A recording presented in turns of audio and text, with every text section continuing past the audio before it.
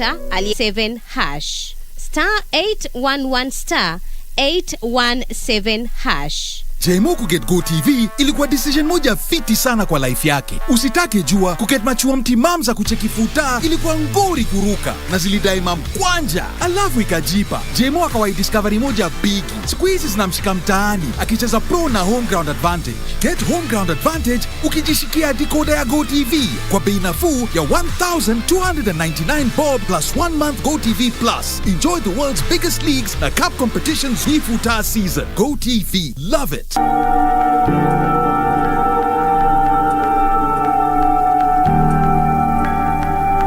Wewe mwenyewe unaendelea kuzeeka na time is not waiting for you. I can give you time. Do we even have time? Do you see a future with us together? I have never been so sure about this. Here you go, what you asked for. And zile documents ukipatia dad ni za nini?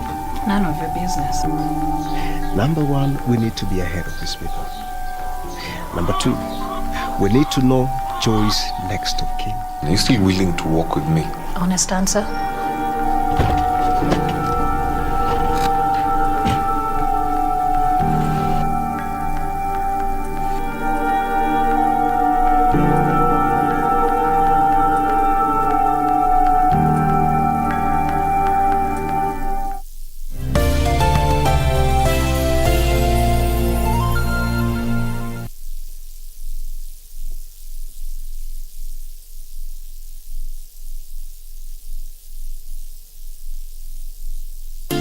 Nina imani siku za mateso zitapita.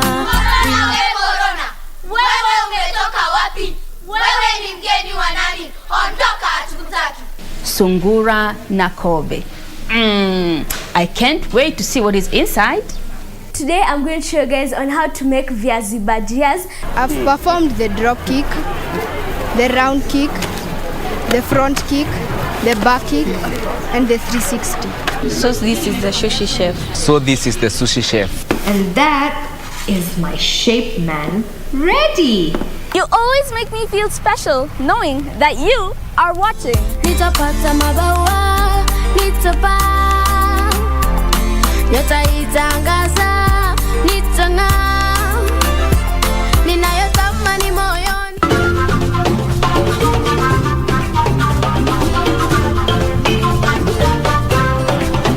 Wiki hii kwenye Mkulima tutakuza strawberries na tujifunze mbinu mpya kupanda mimea kwenye kijisehemu kidogo.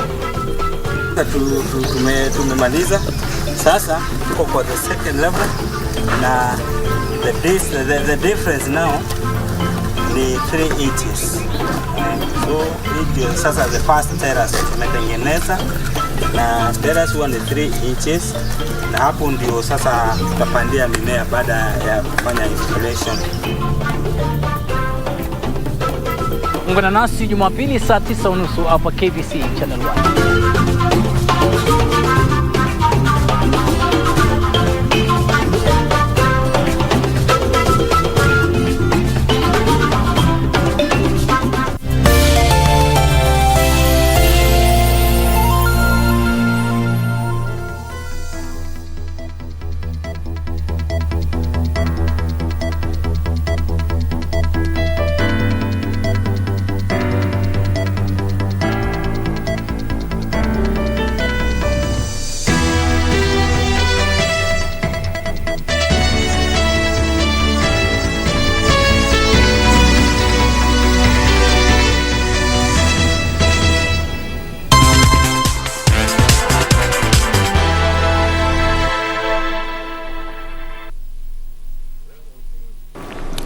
Good afternoon to you, and thank you so much for creating time to catch the latest on KBC Channel 1 Lunchtime News. My name is Serfine Achieng, and I'm standing in for Ben Troy Njue. Our sign language interpreter is Lucy Mwaura. Of course, we have a lot going on in our country today.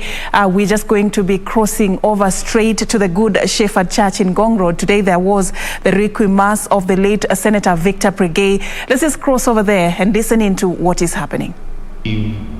Just one more member was just walked in. aseme tu jambo moja, then I'll call leadership.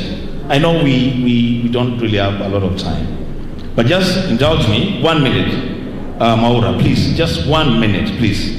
Just say something, and then even if another member comes in, unless it is the deputy president ama the vice president, sipatiane ruhusa. Kutoka hapo naenda kwa leadership. Habari zenu. I'm very happy to stand before you here to give my condolences to the family and friends and members of this august congregation with regards to the passing on of Senator Victor Prengei, a gentleman that we knew each other in Nakuru, actually, the same county that he passed on the eve of the 2017 elections. And I can't quite remember how I got to get his number, but we met at a Nakuru hotel, and we were canvassing to make sure, because we had been slotted for nomination, that indeed we ended up being in the Senate together. Why? Because there had been some precedents before that whatever list had not been followed in 2013. We succeeded. And he ended up being a very good friend of mine. I remember some times back when I had issues with the Trump administration because of profiling, Secret Service in New York. He was very supportive because of the way in which that matter was handled. And he actually mobilized some people who he used to work with on the issues of marginalized people to give international voice to whatever had happened to me at that point in time in 2019. But I also, as fate would have it, Senator Victor Prengei, CTNA, we were expelled together by the Jubilee Party. And we really, stood, together. We exchanged notes together. In fact, the most memorable photos that I see online are there when we got an injunction against that expulsion on the 9th of February this year. So he's really a great man. We always asked ourselves whether he would run for Member of Parliament. I saw him more as a technocrat, in my opinion. And I really think he loved his people. The fact that he made it to become the first Member of Parliament for the Ogiek community is that it doesn't matter where you come from, you can still rise to the highest, office of the land if you're given opportunity. So I really want to say,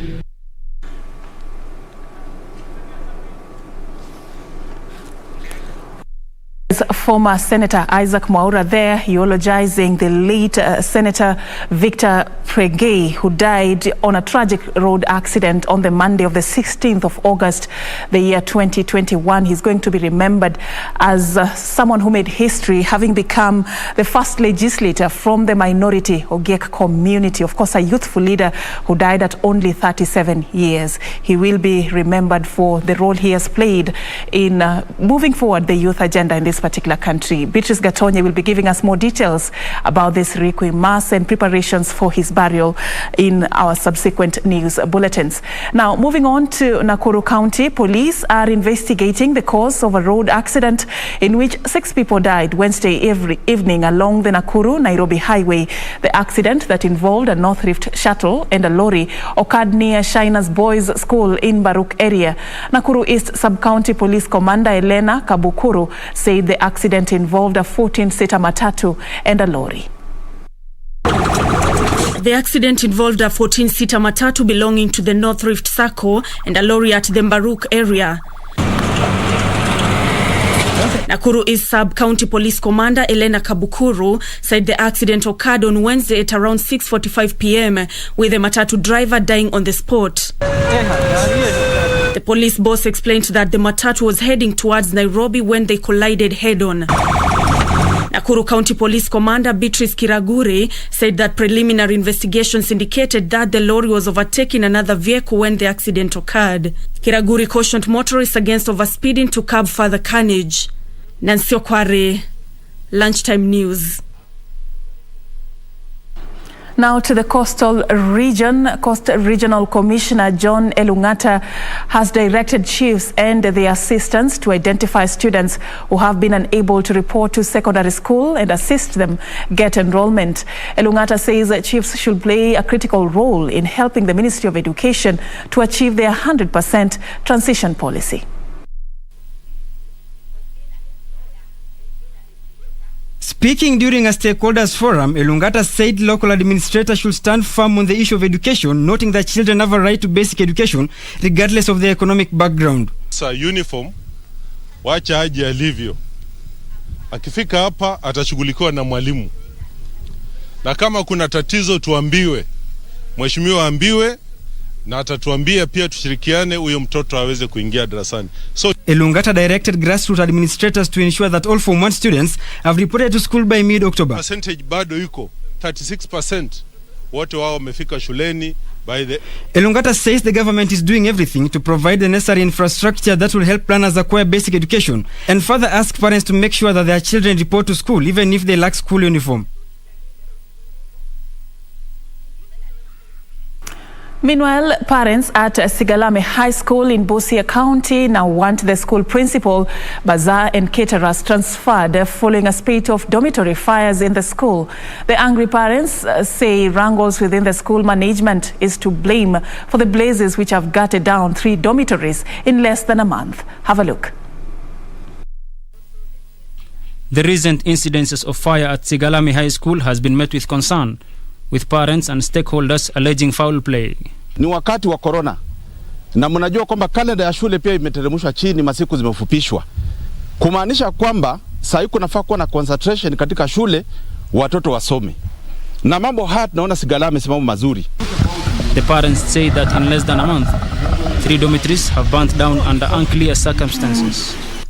Na shopping ambayo the bazaars and the caterers had been given an okay to do the shopping. Calling on the government to save what is left of the school. The government will go to the root cause of these fires in Sigalame. All right, from Busia to Kisii County, where the Non-Communicable Diseases Association is raising a red flag over the prevalence of non-communicable diseases within the county. The association secretary, Nancy Bosibori, says there is need to address the root causes of such diseases and provide affordable medical care to patients.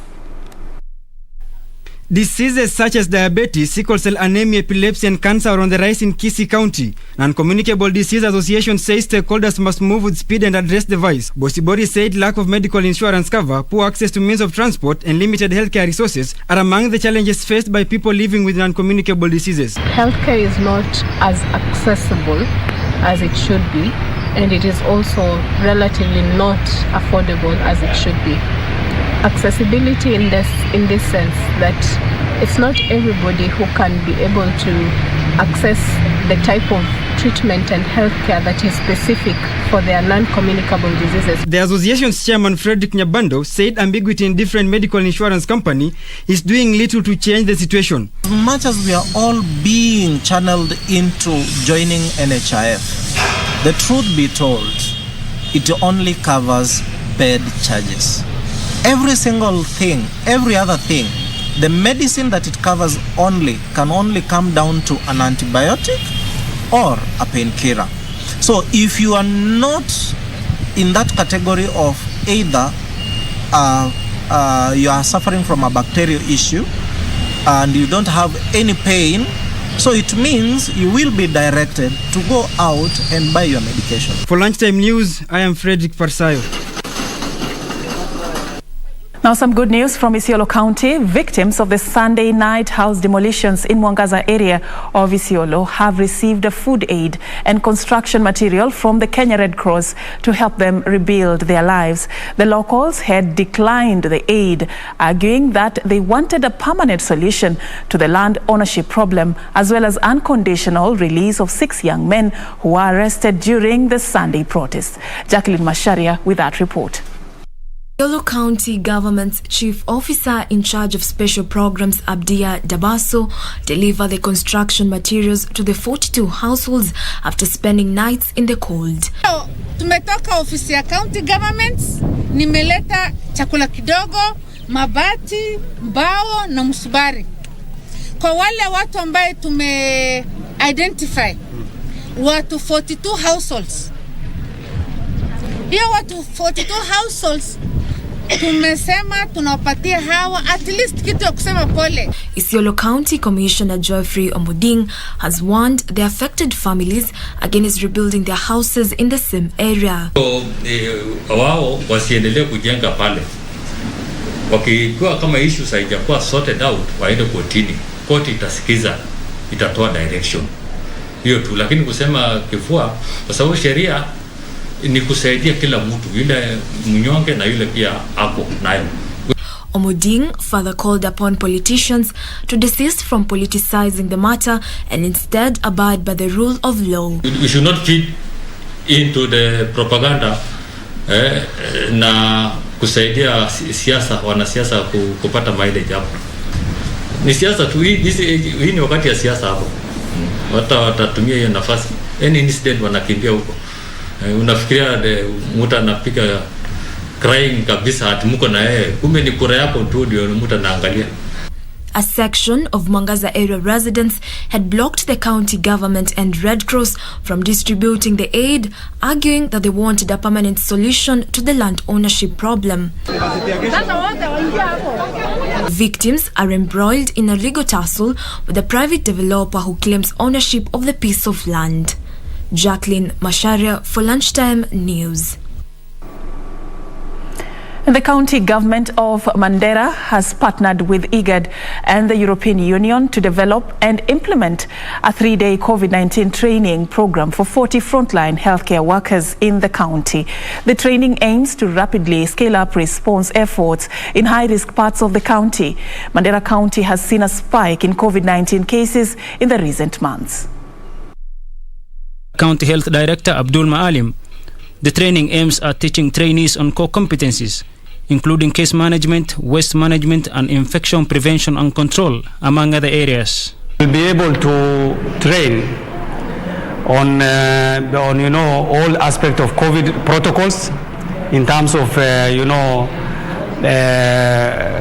case management, in terms of waste management, both liquid and the other one. And waste management of COVID is very crucial. So that is also one thing they are going to be trained. The county health director revealed that out of the 297 positive cases reported in the county, Mandera East Sub-County accounts for 217 of them. We also have majority of the cases of 297 cases which have been confirmed positive in Mandera County. 217 of them come from Mandera East again. This tells you again there's need, to do this training for the frontline health workers in Mandera East. Maalim added that the spike in those cases could be partly attributed to the sub-county's proximity to the borders between Somalia and Ethiopia. Remember, Mandera East is the border town between Somalia and Ethiopia. For Lunchtime News, my name is Yusuf Hilo. Now, still some unfortunate news from Kericho County. A family in Keongo, Ainamoi sub-county of Kericho County is demanding justice following the mysterious death of their kin. The body of Gabriel Kiprotich, a final year student at Dedan Kimathi University in Nyeri County, was found dumped near the university with stab wounds on his thigh. His mother, Lucy Chepkemoi, is calling for speedy investigations to track her son's killers. Keongo village in Ainamoi sub-county of Kericho County.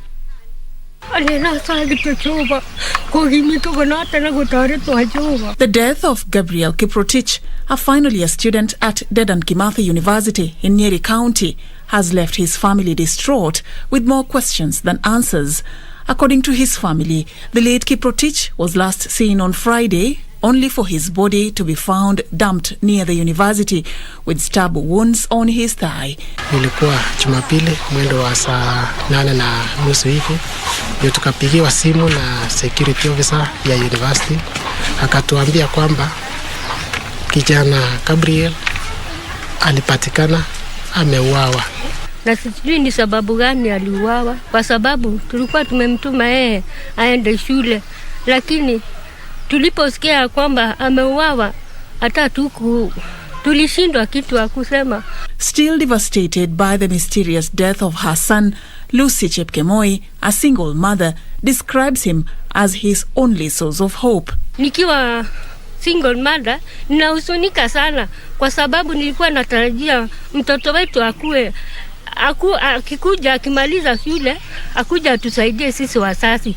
The family is now demanding justice and is calling on investigating agencies to ensure that the killers are brought to book. Tunaomba serikali yetu watoto wakienda shule wachunge kabisa. Sasa hata wazazi wengine wameogopa watoto wetu waende shule mbali. Naomba Matiang'i na CIT aletea sisi robot mara moja, mwambie sisi alifanya nini? Iko makosa gani, alitokea wapi? Serikali fanya kazi. Really unfortunate news there. We hope that justice will be served in due course for that particular family.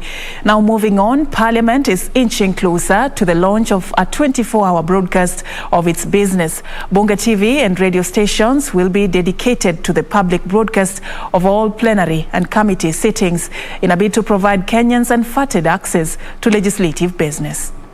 Parliamentary Broadcasting and Library Committee is continuing with its tour of the Kenya Broadcasting Corporation infrastructure as it seeks to ascertain the national broadcasting capacity to co-host the Parliament's broadcasting stations. Parliamentary broadcasting channels, the one that will help us open the Parliament to the public, so that whatever members of Parliament do is covered and everybody is able to see and what's happening. Because initially we have had a problem whereby we normally use other information carriers, and the message and the kind of time given allocated to us is not enough to have all members of Parliament seen.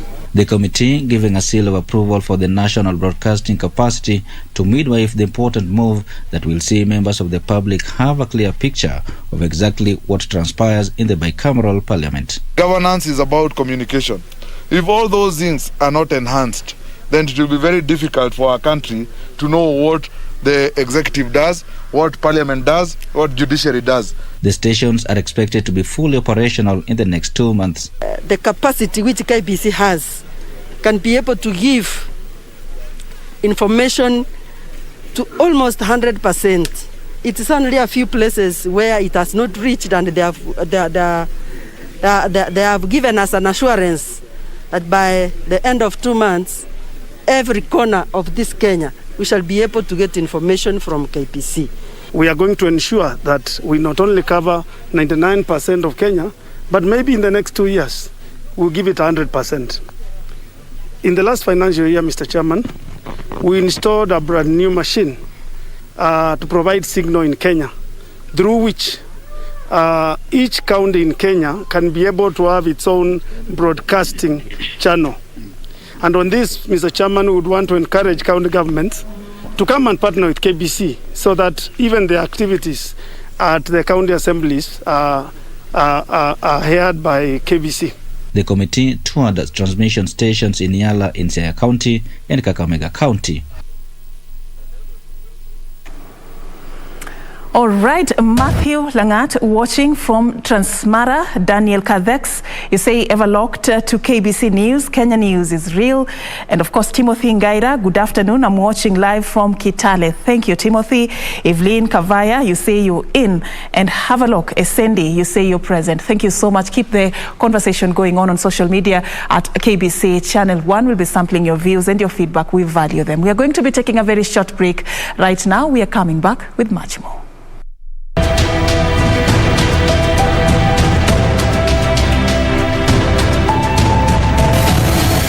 The only people who don't want villagization, of course, are the future shifters, because they have said that they have been demanding, the people themselves, the leaders in the area, the members of parliament, resolutions, and we cannot, overlook their feelings and what they want to be done. And what governs one's life, particularly in this area, is how their cattle can obtain grazing. That's why government puts a manja or an area where they can be protected so that their cattle can graze within a certain area this time and then move on to another area to allow grass to grow in the area which they were grazing in the past and so on.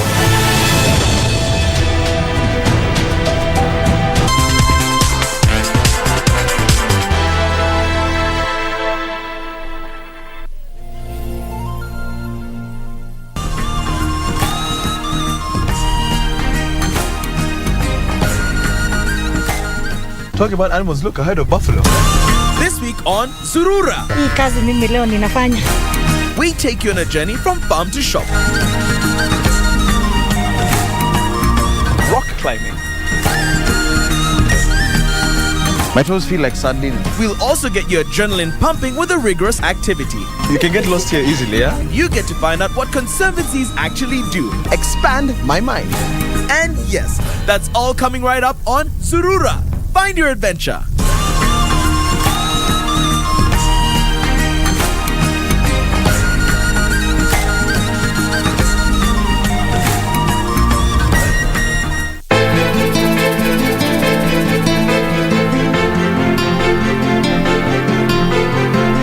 Nilifika vipi hapa? Na hapa ni kwa nani? Hapa ni kwangu. Tumejuana jana tu. Sasa inakuwaje leo una nguo ambazo zinatosha mimi? Si ndio nyinyi mlionishauri mimi nioe? Si ndio nyinyi mlioniambia kwa nyumba baba anataka mama mwingine? Sio nyinyi. Tulikuwa tufanye nini baba? Tulikuwa tufanyeje? Baba hasikizi mtu yoyote, hataki kushauriwa na jambo lolote. Nikuulize, bado yuko wapi? Kaburi la mamangu liko wapi? Nataka kupongeza tu kwa kazi yako nzuri. Yaani sijui huyu Maya ulimwambia maneno gani wala sitaki kujua.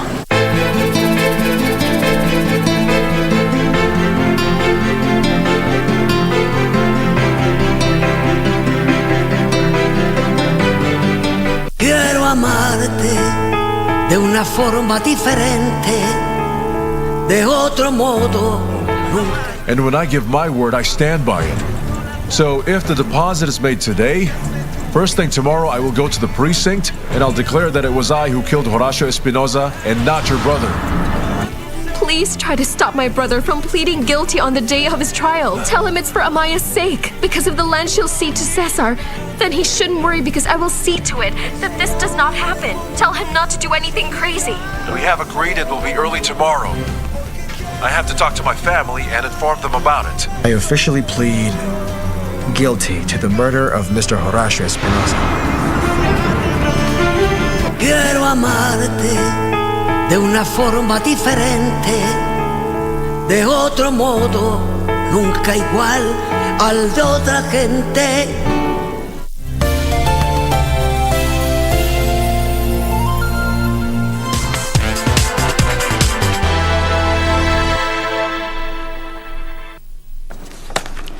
Welcome back, and thank you so much for staying with us. We now move on with more news. Residents of lower parts of Meru County and Isiolo are calling on the government to come to their aid to help them mitigate the effects of drought in the region. The locals are asking the government to provide them with food and water for domestic use after crops failed due to low rainfall.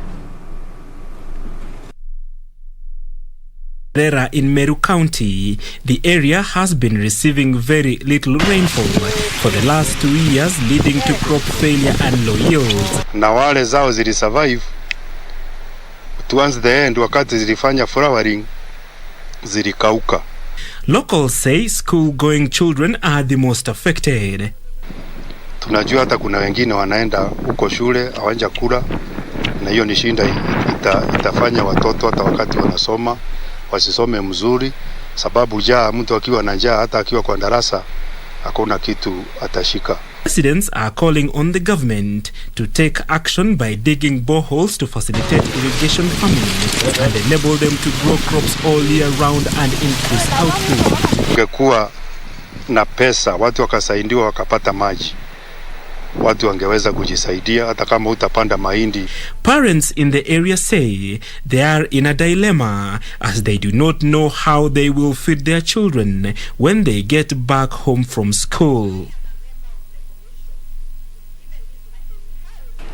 Now, a bit of return to normalcy for IDPs of Lake Naivasha. Close to 1,000 families who are displaced by the swelling waters of Lake Naivasha have started returning to their homes in Kihoto Estate in the outskirts of Naivasha town. Some of the homes are, however, still submerged in water, with others having been vandalized. Caroline Kamau with that report. 1 year after they were displaced by the rising waters of Lake Naivasha and pushed by poverty and lack of rent, tens of the victims, who were mainly landlords, have started to return to their homes. Most of their homes have, however, been vandalized by gangs. Stanley Achieng said tenants and farmers who were involved in farming around the lake were the most affected. Wakulima walipata shida sababu vyakula vyao vilienda na maji, ama mahali wangepata mapato yao, hiyo hali yote iliharibika. Kwa hivyo ikawa ni shida kwa mkulima na vile vile ambao wamejenga mahali hapa. Oshiangi says water levels are now dropping gradually, giving them hope that they can return back to their homes and farms. According to the area MCA, resettlement plans are at an advanced stage. Kabla ya hiyo, hawa watu wameanza kurudi kwa manyumba yao. Kama ile boma mwenyewe amerudi. Huyo mama ndiye huyu wako hapa. Amerudi kwa ile nyumba yake. Letu kama serikali ni kuwasaidia. Kwanza kuna ubu nyingi sana. Officers wetu wa health ningetaka wakuja na dawa, wapige dawa huku. Sababu ya maradhi na magonjwa mabaya yale yanaweza shuka mahali hapa. He at the same time lashed out at security officers who were harassing residents who were engaging in charcoal burning from trees that had crushed around the riparian land. Early in the year, the Ministry of Environment forced a task force to study the rising lakes in Naivasha, Nakuru, Baringo and Turkana, but the report is yet to be made public. Caroline Kamau reporting for Lunchtime News. And a family in Mudhurwa, Nairobi County, is in agony after a fruitless 3-month search for their missing kin. 1.5-year-old Joel Ombura Araka was allegedly kidnapped by an unknown woman while playing with his mates near their family home. The family is now calling on anyone with information of his whereabouts to report the matter to the nearest police station. Zainab Wesula says the last 3 months have been painful and agonizing as a search for baby Joel has led to nothing so far. Joel Obura Araka was last seen on 26 May 2021 around 3 p.m. Alikuwa anacheza hapo kwa duka karibu na kwangu na watoto wengine. Kati ya watoto kulikuwa na watoto wakubwa, miaka 5, miaka 6, hata miaka 12. Na kulikuwa na msichana alikuja akakaa hapo, msilimu mweupe. Na huyo msichana ndio alichukua mtoto wangu, akampatia biskuiti, akaenda na yeye, na kuna wenye walimuona lakini wakaona tu correlated na huyo msichana. Zainab says she has tried all she can, followed all leads, but none has led her to her son. She says the police have so far provided nothing substantial on her son's whereabouts. Nimeenda hapo kila saa, hata wameshanizoea, nikienda ni kama wanani-ignore, sisaidiki. She is pleading with anyone with information which will lead to the return of her son to report it to the nearest police station or contact her directly on 0719 12 8282. Reporting for Channel 1, I'm Love Miriam. We hope that that baby will be reunited with his family soon. In case you have any information, please present yourself and share that information at the nearest police station. Now, on to what is happening elsewhere across the globe.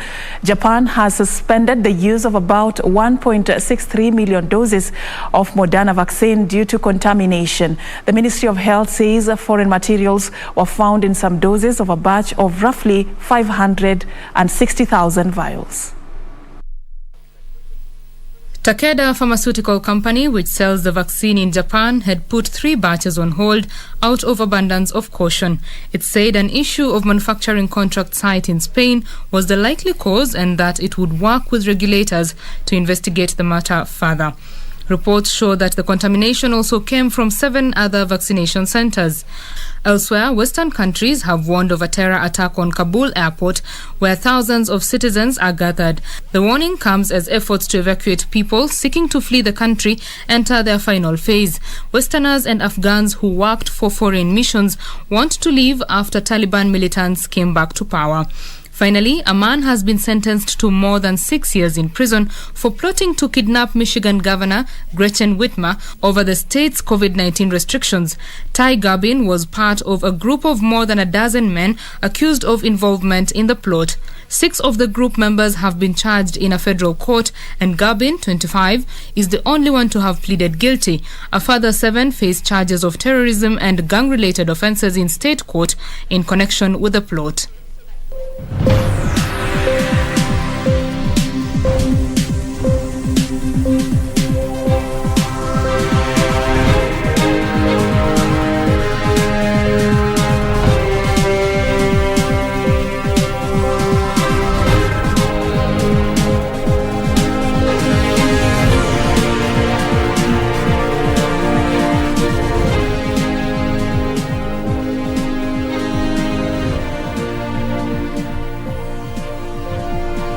Its economy and build up foreign exchange reserves will get a boost from a $334 million allocation from the International Monetary Fund. The disbursement is part of a global $650 billion IMF allocation of special drawing rights, which states receive in proportion with their existing quota shareholding. Here are the details of this and other stories from across the continent.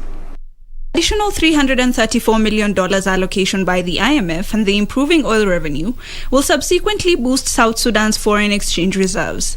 South Sudan's economy is reeling from the effects of a year-long conflict and endemic corruption. The country ranks 179 out of 180 in Transparency International's Corruption Perception Index. Last year, the double blow of the pandemic and plunging oil prices hit the economy particularly hard.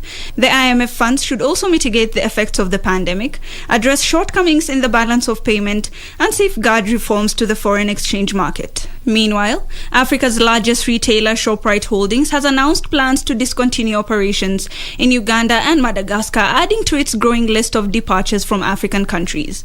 The news of its exits comes after announcing an 8.1% increase in total merchandise sales from continuing operations to 168 billion rand for the last quarter. The retailer, which currently operates 10 stores in Madagascar and 5 stores in Uganda, also forecasts a 25.3% rise in annual basic headline earnings per share from continuing operations. Shoprite has been reviewing its long-term ventures across Africa over the past year as currency devaluations, lower commodity prices, and high inflation have impacted disposable household incomes negatively.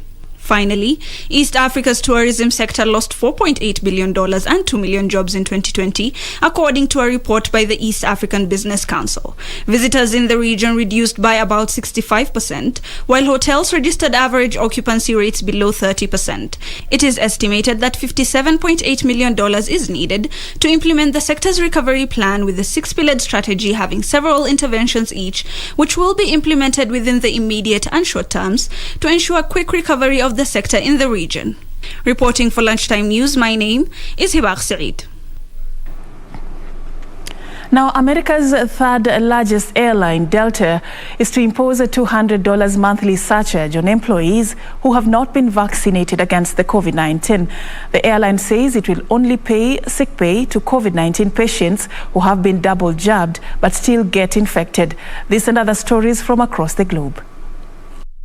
Delta Airlines' move comes as U.S. carriers fight to restore confidence after a sharp fall in demand during the pandemic. The airline CEO says it would help stem the aggressive spread of coronavirus as infections rise across the U.S.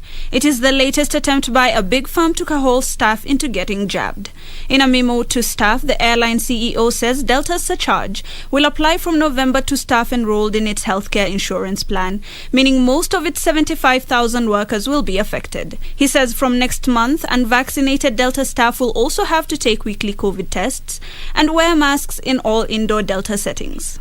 Meanwhile, Barclays Bank PLC will invest more than 30 billion rupees in its India unit to expand operations. With the investment, Barclays Bank PLC India's total invested capital in Asia's third largest economy will increase to more than 83 billion rupees. Barclays says the investment will help grow its corporate and investment banking and private clients' businesses in the country, adding that as economic activity gathers momentum, there is increased demand for capital from clients. Barclays Bank PLC has inaugurated inaugurated its international banking unit branch at Gift City in the western state of Gujarat in February. Finally, South Korea has become the first major Asian economy to raise interest rates since the coronavirus pandemic began. The Bank of Korea increased its base rate of interest from a record low of 0.5% to 0.75%. The move is aimed at helping curb the country's household debt and home prices, which soared in recent months. Central banks around the world are trying to balance the impact of ongoing COVID-19 infections against economic risks such as high inflation. It is the first time the Bank of Korea has raised its main interest rate for almost 3 years. The decision comes as the central bank attempts to balance helping to support the country's economic recovery against the risk of surging debt and rising inflation.